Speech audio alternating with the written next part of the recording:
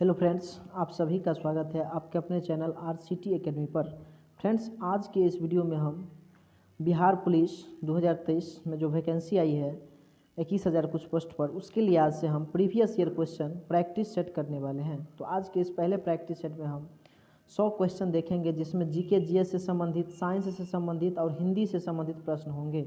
तो यह वीडियो आपके लिए बहुत ही महत्वपूर्ण है। अगर आप बिहार पुलिस की तैयारी कर रहे हैं तो इस वीडियो को आप अंत तक ज़रूर देखें, और वीडियो अगर थोड़ा भी हेल्पफुल लगे तो वीडियो को लाइक ज़रूर कर दीजिए और चैनल को सब्सक्राइब कर दीजिए और अपने दोस्तों के पास शेयर कर दीजिए। और अगर इस क्लास का PDF आपको चाहिए तो आप हमारे टेलीग्राम चैनल RCT एकेडमी को ज्वाइन कर सकते हैं। दोस्तों, जितने भी अभी तक बिहार पुलिस के अंदर एग्ज़ाम हुए हैं 2010 से लेकर के 2022 तक, संपूर्ण प्रैक्टिस सेट का संपूर्ण व्याख्या के साथ विश्लेषण हम इस चैनल के माध्यम से आपको कराने वाले हैं बारी बारी से। तो आप ईमानदारी से सिलेक्शन के लिए बिल्कुल इस चैनल को सब्सक्राइब कर लीजिए। चलिए आज की क्लास को हम स्टार्ट करते हैं। आपका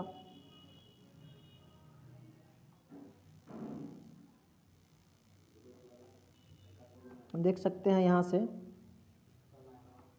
बिहार पुलिस सिपाही भर्ती परीक्षा 14 अप्रैल 2010 को जो एग्ज़ाम हुआ था, कब हुआ था? 14 अप्रैल 2010 को 14 अप्रैल 2010 को जो एग्ज़ाम हुआ था, उसी क्वेश्चन का आज हम संपूर्ण व्याख्या करने वाले हैं प्रैक्टिस सेट 1 का। ये प्रैक्टिस सेट 1 है आपका। इसी तरह से प्रैक्टिस सेट 2, 3, 4 सब बारी बारी से हम इसी चैनल पे आपको कराने वाले हैं। तो अगर आप इस चैनल पे नए हैं तो प्लीज़ सब्सक्राइब कर लीजिए। दोस्तों, वीडियो आपके लिए बहुत ही हेल्पफुल रहेगा। चलिए, आपका पहला क्वेश्चन है कि नदी शब्द का पुल्लिंग रूप है। दोस्तों, नदी शब्द का पुल्लिंग रूप क्या होगा? सागर, नद, समुद्र या फिर नहर? तो नदी शब्द का जो पुल्लिंग रूप होगा वो होगा नद। बी ऑप्शन आपका करेक्ट हो जाएगा। नदी शब्द का पुल्लिंग रूप क्या होगा? नद। आपका नेक्स्ट प्रश्न है कि हाथों हाथ में कौन सा समास है? दोस्तों, हाथों हाथ में द्वंद्व समास है, अव्ययी भाव समास, तत्पुरुष समास या फिर इनमें से कोई नहीं। तो हाथों हाथ में आपका अव्ययी भाव समास होगा, क्योंकि जिस समास का प्रथम पद अव्यय होता है अव्ययी भाव समास कहते हैं। या फिर प्रथम पद प्रधान होता है, वही अव्ययी भाव समास कहता है। जैसे में होता है आपका प्रतिमास, प्रतिकार, उपहार, ये सब हाथों हाथ हो गया, ये सभी आपका अव्ययी भाव समास है। चलिए, नेक्स्ट प्रश्न है, जलज शब्द का अर्थ है। जलज शब्द का अर्थ है जल में जन्म लेने वाला, जल का बना हुआ, जल देने वाला या फिर इनमें से कोई नहीं। तो जलज शब्द का अर्थ होता है यानी कि जल में जन्म लेने वाला, अर्थात जिसको हम कमल बोलते हैं, है ना। जलज जो है, जलज आपका कमल का क्या है? कमल का जो है पर्यायवाची शब्द है। कमल का पर्यायवाची शब्द क्या होता है? जलज। तो जलज का मतलब क्या होता है? जल में जन्म लेने वाला। ठीक है। का नेक्स्ट प्रश्न है, निम्नलिखित विकल्पों में से तत्सम शब्द का चयन कीजिए। कौन सा शब्द का? तत्सम शब्द का। एला होगा ऑप्शन ए, ऑप्शन बी गुलाब, ऑप्शन सी बादल या फिर ऑप्शन डी घर। इस प्रश्न का जो राइट आंसर होगा वो होगा एला। एला जो है यह एक तत्सम शब्द है। आपका नेक्स्ट क्वेश्चन है, निम्नलिखित में कौन सा शब्द मोर का पर्यायवाची है? मोर का पर्यायवाची है, शिखा है, शिखी है या फिर मधुकर या केहरी? तो मोर का पर्यायवाची शब्द जो होगा, मोर का पर्यायवाची शब्द होगा शिखी। मोर का पर्यायवाची शब्द क्या होगा? शिखी। शिखी मोर का पर्यायवाची शब्द है। आपका नेक्स्ट प्रश्न है 6 नंबर, निम्नलिखित विकल्पों में से तद्भव शब्द का चयन कीजिए। मर्म, बक, प्रताप या फिर मुँह? तत्सम शब्द जो होगा मुँह होगा। क्या होगा? मुँह होगा। मुँह आपका तत्सम शब्द है। नेक्स्ट प्रश्न है आपका 7 नंबर, निम्नलिखित विकल्पों में से नग शब्द के लिए पर्यायवाची शब्द चुनिए। नग शब्द के लिए पर्यायवाची शब्द होगा पर्वत। नग शब्द का पर्यायवाची शब्द होगा पर्वत। नेक्स्ट क्वेश्चन है, निम्नलिखित विकल्पों में से अतुल शब्द के लिए समानार्थी शब्द का चयन कीजिए। तो अतुल शब्द का समानार्थी शब्द होगा आपका अद्वितीय। क्या होगा? अद्वितीय। नेक्स्ट क्वेश्चन, निम्नलिखित विकल्पों में से ज्येष्ठ शब्द का सही विलोम शब्द का चयन कीजिए। ज्येष्ठ शब्द का जो विलोम होगा वो होगा कनिष्ठ। ज्येष्ठ का विलोम शब्द क्या होता है? कनिष्ठ। आपका नेक्स्ट प्रश्न है, निम्नलिखित विकल्पों में से कृपण शब्द का विपरीतार्थक शब्द कौन सा है? तो कृपण शब्द का विपरीतार्थक शब्द होता है दाता। कृपण शब्द का विपरीतार्थक शब्द क्या होता है? दाता। B option is correct. Next question है, निम्नलिखित में से कौन सा शब्द कमल का पर्यायवाची है? कमल का पर्यायवाची है अरविंद, अचला, जलद या फिर मदन। 11 नंबर क्वेश्चन का जो होगा आंसर वो होगा अरविंद। कमल का पर्यायवाची अरविंद। नेक्स्ट प्रश्न है, देखिए यहाँ से ये हिंदी का क्वेश्चन था 11 और जीके जीएस का आगे हम 26 से प्रश्न देखेंगे और बीच का जो हम छोड़े हैं वो है आपका मैथ का प्रश्न। मैथ का प्रश्न छोड़ दिए हैं, मैथ का प्रश्न बाद में सब करा देंगे एक तरफ से। अभी जीके जीएस का, हिंदी का, जीके जीएस का और साइंस का, ये 3 टॉपिक का इस वीडियो में हम कवर करने वाले हैं। 100 प्रश्न जो है एग्जाम में आपके पूछे जाते हैं। कितना पूछे जाते हैं? 100 प्रश्न, जिसमें से हिंदी, इंग्लिश और जीके जीएस और साइंस मिला करके पूछा जाता है। तो इसमें हम हिंदी, साइंस और जीके जीएस का सारा क्वेश्चन कवर करने वाले हैं। तो 26 नंबर आपका यहाँ से प्रश्न है जो कि जीके जीएस का है। कह रहा है कि वर्ष 1946 में निम्नलिखित में से कौन वित्त विभाग लेकर वायसराय की कार्यकारिणी परिषद में सम्मिलित हुआ था? मोहम्मद अली जिन्ना, लियाकत अली खान, नवाब सलीमुल्ला या फिर शौकत अली। इस प्रश्न का राइट जवाब हो जाएगा आपका option number B, Liaquat Ali Khan. Liaquat Ali Khan. आपका नेक्स्ट क्वेश्चन है 27 नंबर, निम्न में से कौन बौद्ध धर्म के महान संरक्षक थे? तो बौद्ध धर्म के जो महान संरक्षक थे वो कौन थे? बौद्ध धर्म के महान संरक्षक थे आपका इसमें कूट में आंसर दिया गया दोस्तों, अशोक कनिष्ठ, हर्षवर्धन या चंद्रगुप्त विक्रमादित्य। देख लेते हैं कूट में क्या सब है। इसका कूट में सी आंसर होगा, 1, 2 और 3।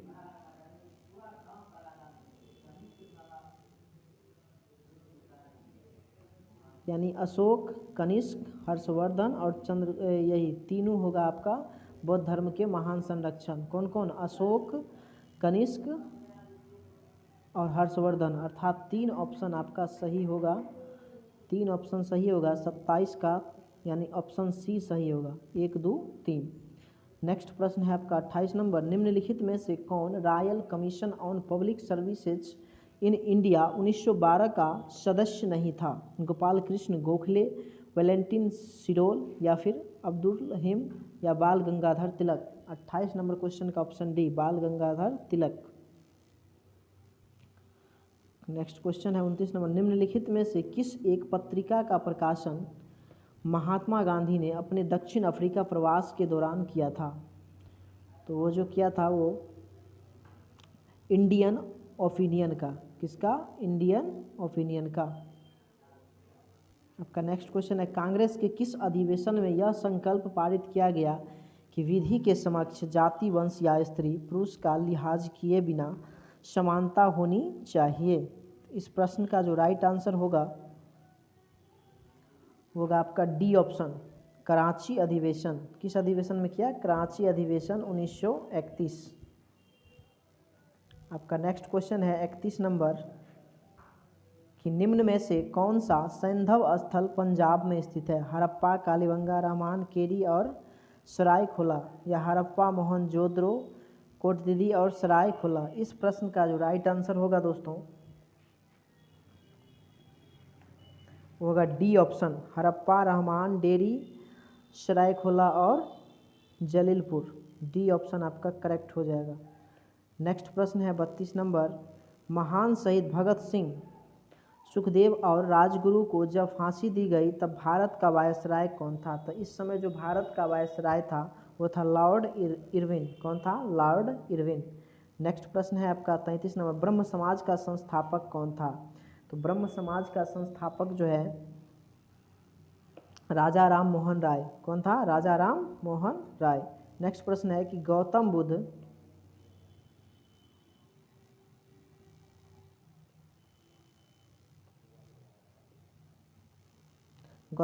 कहाँ पैदा हुए थे? तो गौतम बुद्ध का जो जन्म स्थान था, गौतम बुद्ध का जन्म स्थान ऑप्शन नंबर बी लुम्बिनी में। गौतम बुद्ध का जन्म का स्थान कहाँ था? लुम्बिनी में। आपका नेक्स्ट क्वेश्चन है कि बुद्ध चरित्र का लेखक कौन था? बुद्ध चरित्र का लेखक कौन था? तो इस प्रश्न का राइट आंसर होगा बी ऑप्शन, अश्वघोष। कौन? अश्वघोष। नेक्स्ट प्रश्न है 36 में, सिंधु घाटी के निवासियों को किस धातु का ज्ञान प्राप्त नहीं था? तो दोस्तों सिंधु घाटी निवासियों को लोहा का ज्ञान प्राप्त नहीं था। नेक्स्ट क्वेश्चन है, दिल्ली के किस सुल्तान ने घोड़ों को दागने की प्रथा प्रारंभ की थी? इस प्रश्न का राइट आंसर होगा सी ऑप्शन, अलाउद्दीन खिलजी। कौन? अलाउद्दीन खिलजी। आपका नेक्स्ट प्रश्न है, चालुक्य वंश की राजधानी थी। चालुक्य वंश की राजधानी कहाँ थी? तो चालुक्य वंश की राजधानी वाताफी। कहाँ? वाताफी थी। नेक्स्ट क्वेश्चन, प्राचीन भारत में निम्नलिखित में से किस शासक ने जैन धर्म स्वीकार कर संन्यास ले लिया था? इस प्रश्न का राइट आंसर होगा बी ऑप्शन, चंद्रगुप्त मौर्य। चंद्रगुप्त मौर्य ने जैन धर्म स्वीकार कर क्या कर लिया था? संन्यास ले लिया था। नेक्स्ट प्रश्न है आपका 40 नंबर, निम्नलिखित में से कौन सा एक युग्म सुमेलित नहीं है? कौन सा युग्म है जो सुमेलित नहीं है? तो डी ऑप्शन जो है इलाहाबाद, ये कुंवर सिंह जो है ये आपका सुमेलित नहीं है, बाद बाकी सब सुमेलित है, सबका सब सही है। नाना साहब थे कहाँ से रिलेटेड? कानपुर से, लक्ष्मीबाई झांसी से, और तात्या टोपे जो थे ग्वालियर से संबंधित, जबकि कुंवर सिंह जो है इलाहाबाद से संबंधित नहीं थे। आपका नेक्स्ट क्वेश्चन है, ड्रेकन्सबर्ग किस देश का एक प्रसिद्ध पर्वत है? इस प्रश्न का राइट आंसर दक्षिणी अफ्रीका संघ। कहाँ का? दक्षिण अफ्रीका संघ। नेक्स्ट प्रश्न है, अधिकतर भारतीय किस समूह से हैं? अधिकतर भारतीय किस समूह से हैं? तो इसका आंसर होगा काकेशियन। कौन सा होगा? काकेशियन। नेक्स्ट प्रश्न है कि कर्क रेखा और मकर रेखा के बीच के क्षेत्र को क्या कहते हैं? तो कर्क रेखा और मकर रेखा के बीच की दूरी बीच को कहते हैं उष्णकटिबंध। क्या कहते हैं? उष्णकटिबंध। आपका नेक्स्ट प्रश्न है, समुद्री तट के सहारे कोहरे के निर्माण का क्या कारण है? तो समुद्री तट के सहारे के किनारे कोहरे का जो कारण है वो है आपका अभिवहन। क्या है? अभिवहन। नेक्स्ट प्रश्न है, हिमालय पर्वतमाला में उत्तर से दक्षिण की ओर जाते हुए पर्वत दरों का सही अनुक्रम कौन सा है? इस प्रश्न का राइट आंसर होगा चार्डिंग शिपकी मुलिंग। चार्डिंग शिपकी मुलिंग, यही इस क्वेश्चन का सही अनुक्रम है। नेक्स्ट प्रश्न, गंगा नदी की सहायक नदियों में उत्तर की ओर बहने वाली नदी कौन सी है? तो उत्तर की ओर बहने वाली नदी की बात करें तो सोन नदी जो है ये गंगा नदी की सहायक नदी है और यह उत्तर की ओर बहने वाली नदी है। आपका नेक्स्ट क्वेश्चन है, भारत में शुष्क खेती के अंतर्गत एक प्रमुख फसल निम्नलिखित में से कौन सी है? एक प्रमुख फसल कौन सी है? तो इसका राइट आंसर होगा सी, बाजरा। यह एक शुष्क खेती के अंतर्गत प्रमुख फसल है। नेक्स्ट प्रश्न है आपका, निम्नलिखित नदी समूहों में से किस समूह की नदियों का उद्गम मानसरोवर झील के निकट है? दोस्तों इस प्रश्न का जो राइट आंसर होगा वो हो जाएगा सी ऑप्शन, ब्रह्मपुत्र, सतलज और सिंधु नदी। आपका नेक्स्ट क्वेश्चन है,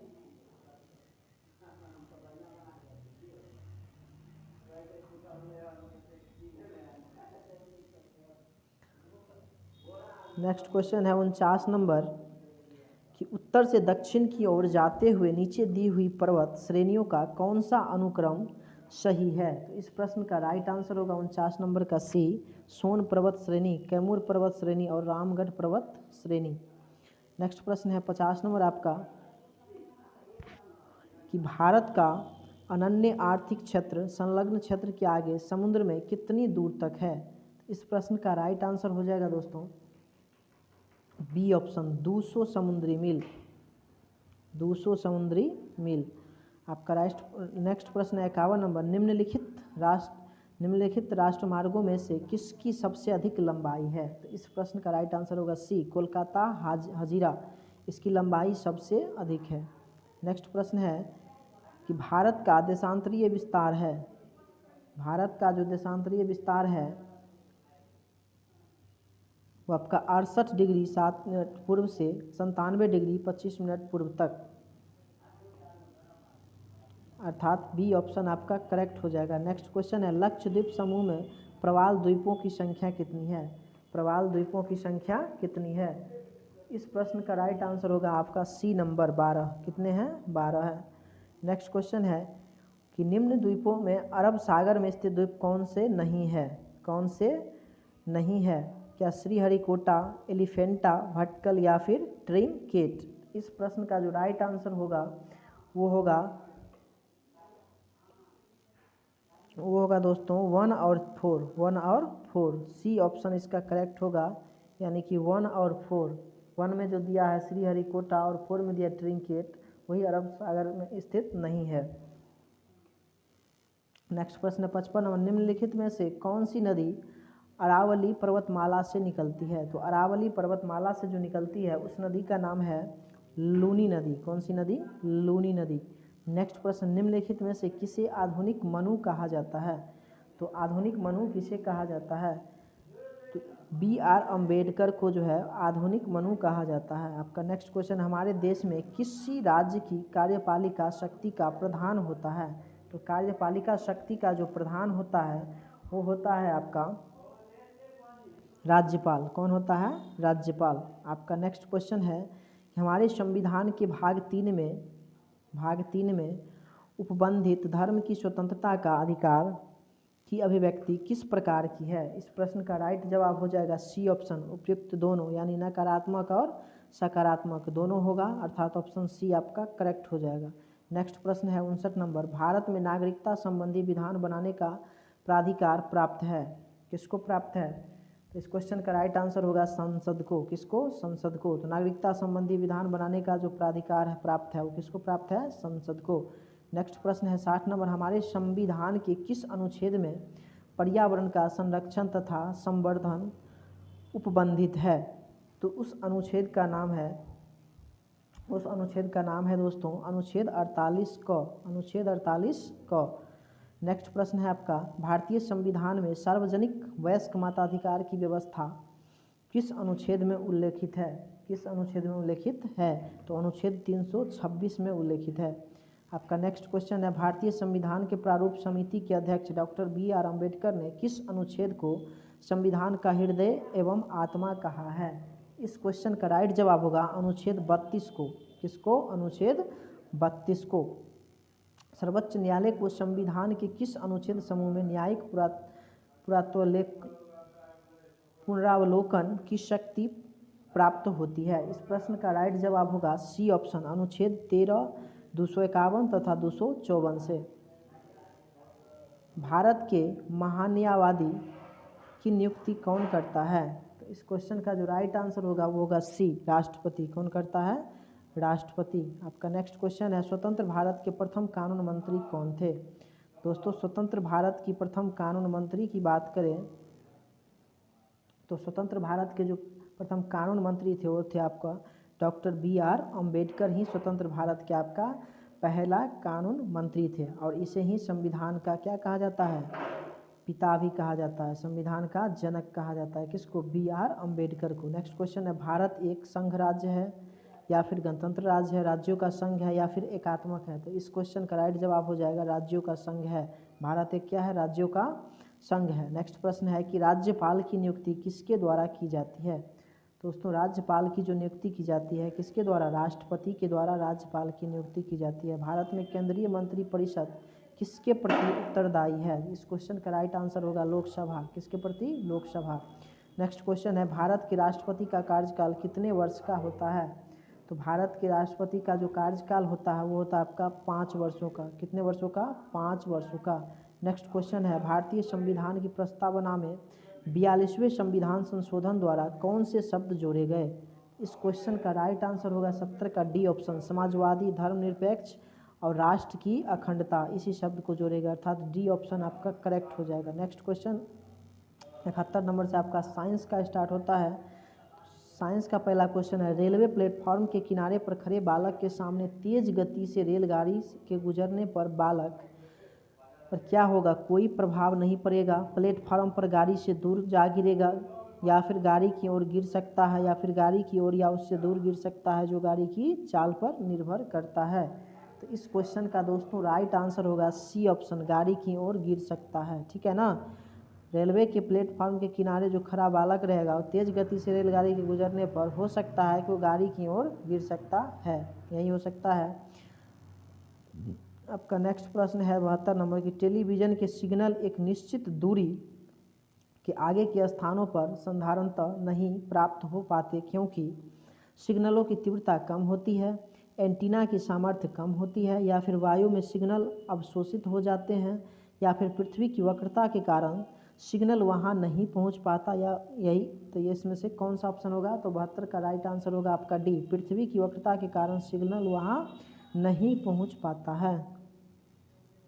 आपका नेक्स्ट क्वेश्चन है कि वर्षा की बूंदें गोल होने के कारण क्या है? तो दोस्तों वर्षा की बूंद जो है गोल होने के कारण है कि जल का पृष्ठ तनाव, जल का जो सरफेस टेंशन होता है, पृष्ठ तनाव होता है, उसी के कारण वर्षा की बूंद जो होता है वो क्या होता है? गोल होता है। आपका नेक्स्ट क्वेश्चन है, जल की छोटी बूंदों द्वारा प्रकाश के इंद्रधनुष बनती है, किसके कारण? अपवर्तन के कारण, प्रकीर्णन, पूर्व आंतरिक परावर्तन, या फिर अपवर्तन एवं पूर्ण आंतरिक परावर्तन। दोस्तों इस क्वेश्चन का राइट आंसर होगा अपवर्तन एवं पूर्ण आंतरिक परावर्तन के कारण। आपका नेक्स्ट क्वेश्चन है 75 नंबर, किसी व्यक्ति द्वारा अपना पूर्ण प्रतिबिंब देखने हेतु समतल दर्पण की न्यूनतम लंबाई क्या होनी चाहिए? क्या व्यक्ति की लंबाई के बराबर होनी चाहिए, व्यक्ति की लंबाई से थोड़ा अधिक होनी चाहिए, या व्यक्ति की लंबाई की आधी होनी चाहिए, या व्यक्ति की लंबाई की 1/4 होनी चाहिए? तो इस क्वेश्चन का दोस्तों जो राइट आंसर होगा वो होगा आपका सी ऑप्शन, व्यक्ति की लंबाई की आधी होनी चाहिए। कैसे होनी चाहिए? आधी। किसी भी व्यक्ति द्वारा अपना पूर्ण प्रतिबिंब देखने हेतु समतल दर्पण की न्यूनतम दूरी जो होनी चाहिए वो व्यक्ति की लंबाई की आधी होनी चाहिए। क्या होनी चाहिए? आधी होनी चाहिए। नेक्स्ट क्वेश्चन है, स्वतंत्र रूप से गिरने वाली वस्तु द्वारा तय की गई दूरी किसके अनुक्रमानुपाती में है? वस्तु का भार पर, या गुरुत्व के कारण त्वरण का वर्ग पर, या फिर गिरने के समय का वर्ग पर, या गिरने का समय? इस क्वेश्चन का राइट आंसर होगा सी ऑप्शन, गिरने के समय का वर्ग। नेक्स्ट क्वेश्चन है आपका, एक आदमी 8 किमी पूर्व की ओर तथा फिर 6 किमी उत्तर की ओर चलता है, तो उसके विस्थापन का परिमाण क्या है? दोस्तों विस्थापन जो है कह रहा है कि कोई व्यक्ति है जो 8 किमी पूर्व की ओर जाता है। 8 किमी जो है किधर जाता है? पूर्व की ओर। मान लीजिए ये पूर्व है आपका, ये पूर्व की ओर कितना जाता है? 8 किमी जाता है। ठीक, कितना जाता है? 8। ये पूर्व की ओर जाता है कितना? 8 किमी, 8 किलोमीटर। ठीक है। फिर कह रहा है 6 किमी उत्तर की ओर चलता है। 6 किमी किधर चलता है? ये यहाँ से 6 किमी जो है आपका उत्तर की ओर चलता है। 6 किमी चलता है उत्तर की ओर। ठीक, तो कह रहा है इसके द्वारा विस्थापन का परिमाण क्या होगा? अब इसको जो है सो मिला दीजिए और विस्थापन यहाँ पर नाम ए दे दीजिए, यहाँ पर बी दे दीजिए और विस्थापन निकाल लीजिए। तो विस्थापन का फार्मूला है दोस्तों ए बी बराबर हो जाएगा, यहाँ पर ए बी बराबर हो जाएगा विस्थापन का फार्मूला रूट अंडर 8 का स्क्वायर प्लस 6 का स्क्वायर, 8 का स्क्वायर प्लस का 6 का स्क्वायर, तो हो जाएगा 8 8 64 प्लस 6 6 36, तो हो जाएगा आपका रूट 100। तो 100 का जब वर्गमूल निकालेंगे तो कितना निकलेगा? 10, यानी 10 किमी, अर्थात ए ऑप्शन आपका क्या हो जाएगा? सही हो जाएगा। फिर से समझिए विस्थापन कैसे निकालेंगे? रूट में 8 का स्क्वायर और प्लस में 6 का स्क्वायर, तो कितना होगा? 8 का स्क्वायर हो जाएगा रूट में आपका 64 और प्लस में होगा आपका कितना? 36, तो कितना हो जाएगा? 10 किमी उसका वर्गमूल। नेक्स्ट प्रश्न है आपका, दो वस्तुओं के द्रव्यमान का अनुपात 1:4 है, उनका आयतन समान है, तो उनके घनत्व का अनुपात क्या होगा? तो उनका घनत्व का जो अनुपात होगा, घनत्व बराबर फार्मूला होता है द्रव्यमान बट्टा आयतन। तो द्रव्यमान और वस्तु का जो आयतन है 1:4 है, तो आयतन का भी जो अनुपात होगा, घनत्व का अनुपात, वो होगा 1:4 ही होगा। तो इसका राइट आंसर जो होगा 78 नंबर का वो ए ऑप्शन ही होगा। नेक्स्ट क्वेश्चन है कि शक्ति का मात्रक है, तो शक्ति का ऐसा मात्रक दोस्तों, शक्ति का ऐसा मात्रक वाट होता है। शक्ति का ऐसा मात्रक वाट होता है। निम्नलिखित में से कौन सी घटना ध्वनि तरंगों द्वारा प्रदर्शित नहीं की जा सकती? इस क्वेश्चन का राइट आंसर होगा सी ऑप्शन, ध्रुवन। कौन सा? ध्रुवन। आपका नेक्स्ट क्वेश्चन है, सूरा से शुद्ध अल्कोहल किस प्रक्रम से प्राप्त किया जा सकता है? तो दोस्तों इस क्वेश्चन का जो राइट आंसर होगा बी ऑप्शन, आसवन। किससे? आसवन। कुछ समय तक खुले में रख दिए जाने पर दूध में खट्टापन आ जाता है, जिसका कारण निम्नलिखित में से किसका बन जाना? कौन सा कारण है कि दूध में खट्टापन आ जाता है? तो इस क्वेश्चन का राइट आंसर होगा लैक्टिक अम्ल। लैक्टिक अम्ल के कारण क्या होता है? दूध में खट्टापन आ जाता है और दूध से दही जम जाता है। आपका नेक्स्ट क्वेश्चन है, कांच के फ्लास्क में भरे द्रव के द्रव्यमान को गर्म करने पर क्या होगा? तो इस क्वेश्चन का जो राइट आंसर होगा डी, फ्लास्क में द्रव का तल पहले कुछ गिरेगा तत्पश्चात बढ़ना प्रारंभ होगा। डी ऑप्शन इसका करेक्ट आंसर हो जाएगा। सागर जल में सर्वाधिक मात्रा में पाए जाने वाला पदार्थ है? तो सागर जल में जो सबसे ज़्यादा पाया जाता है वो आपका साधारण लवण पाया जाता है, यानी साधारण नमक पाया जाता है सागर जल में।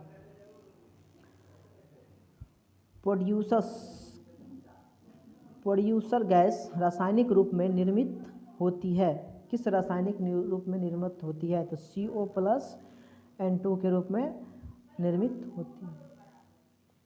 नेक्स्ट क्वेश्चन है कि डोलोमाइट अयस्क है?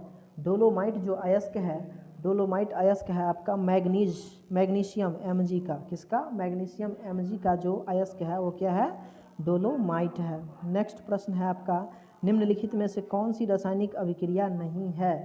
तो पानी का भाप में बदलना जो है आपका एक रासायनिक अभिक्रिया नहीं है। नेक्स्ट क्वेश्चन है कि एक अम्लीय घोल का pH मान होता है? तो एक अम्लीय घोल का जो pH मान होता है वो 7 से छोटा होता है, 7 से कम होता है। अम्लीय घोल का pH मान कितना होता है? 7 से कम होता है। वही क्षारीय घोल का pH मान पूछे तो क्षारीय घोल का pH मान ग्रेटर देन 7 होता है, यानी 7 से बड़ा होता है। उदासीन घोल का pH मान पूछे तो 7 के बराबर होता है। उदासीन घोल का pH मान 7 के बराबर होता है। ठीक है। वही अम्ल स्वाद में क्या होता है? खट्टा होता है। ये सब चीज़ें याद रखिएगा। आपका नेक्स्ट क्वेश्चन है कि एक तत्व के समस्थानिक आइसोटोप्स किससे भिन्न होते हैं? किससे भिन्न होते हैं? क्या इलेक्ट्रॉन की संख्या में, प्रोटॉन की संख्या में, न्यूट्रॉन की संख्या में, या फिर रासायनिक अभिक्रिया में? तो इस क्वेश्चन का जो राइट आंसर होगा न्यूट्रॉन की संख्या में। किसमें? समस्थानिक जो भिन्न होते हैं वो न्यूट्रॉन की संख्या में भिन्न होते हैं। नेक्स्ट प्रश्न है, वायुमंडल में कार्बन डाइऑक्साइड की मात्रा का कितना प्रतिशत है? तो इस क्वेश्चन का जो राइट आंसर होगा 0.03%। हमारे वायुमंडल में कार्बन डाइऑक्साइड की मात्रा कितना है? 0.03%। नेक्स्ट प्रश्न है 91 नंबर कि द्विनाम पद्धति निम्नलिखित संबंधित है? किससे संबंधित है? द्विनाम पद्धति जो है जीव का वैज्ञानिक नामकरण जिसमें 2 शब्द होते हैं, इसी से संबंधित है। आपका नेक्स्ट क्वेश्चन है 92, निम्नलिखित में से कौन सा पादप रोग खनिज की कमी के कारण होता है? तो इस क्वेश्चन का जो राइट आंसर होगा वो होगा ए, चुकंदर का केंद्र विगलन के कारण होता है। नेक्स्ट क्वेश्चन है लिवरवर्ट है। लिवरवर्ट क्या है? लिवरवर्ट जो है ये आपका ऐसा स्थलीय भूमि या पादप है जिसमें जड़, तना और पत्तियों में विभेदन नहीं होता। इसका बी ऑप्शन करेक्ट हो जाएगा। नेक्स्ट क्वेश्चन है पैंक्रियाज मेढक में पाई जाती है? पैंक्रियाज मेढक में पाई जाती है दोस्तों अमाशय तथा योटिनम के बीच में। आपका नेक्स्ट क्वेश्चन है मेढक के हृदय के निम्नलिखित भाग होते हैं? तो मेढक के हृदय के जो भाग होते हैं वो होते हैं 2 अलिंद और 1 निलय होते हैं मेढक में। आपका नेक्स्ट क्वेश्चन है कि एंडोस्टियम पाया जाता है? तो एंडोस्टियम जो है वो आपका हड्डियों के आंतरिक भाग में पाया जाता है। कहाँ? हड्डियों के आंतरिक भाग में। पेशीय ऊतक की उत्पत्ति होती है दोस्तों, पेशीय ऊतक की जो उत्पत्ति होती है वो मेजोडर्म कोशा में। कहाँ होता है? मेजोडर्म कोशा से होता है। नेक्स्ट क्वेश्चन है आपका निम्नलिखित में से किसकी उपस्थिति के कारण पादप कोशिका को प्राणी कोशिका से पहचाना जा सकता है? तो इस क्वेश्चन का दोस्तों राइट आंसर होगा 98 का बी ऑप्शन, कोशिका भित्ति। क्या? कोशिका भित्ति। नेक्स्ट क्वेश्चन है कि ग्रेना निम्नलिखित किसका घटक है? तो ग्रेना जो है हरित लवक का घटक है। आज का आखिरी और अंतिम सवाल कि कैल्सीभूत उपस्थित पाई जाती है दोस्तों, ये बी ऑप्शन स्केपुला सुप्रा स्केपुला में। चलिए दोस्तों, आज की वीडियो में इतना ही। मिलते हैं एक नेक्स्ट वीडियो के साथ। तब तक के लिए जय हिंद, जय भारत। एक अच्छे कंटेंट के साथ फिर हम प्रैक्टिस सेट 2 के साथ मिलेंगे। तब तक के लिए इस सेट को आप लोग पूरा कवर कर लीजिए। ये पूरा प्रीवियस ईयर है आपका, ये 2010 का क्वेश्चन है। फिर आगे कल हम दूसरा सेट लेकर के आएंगे। चलिए आज रहने देते इतना ही तक।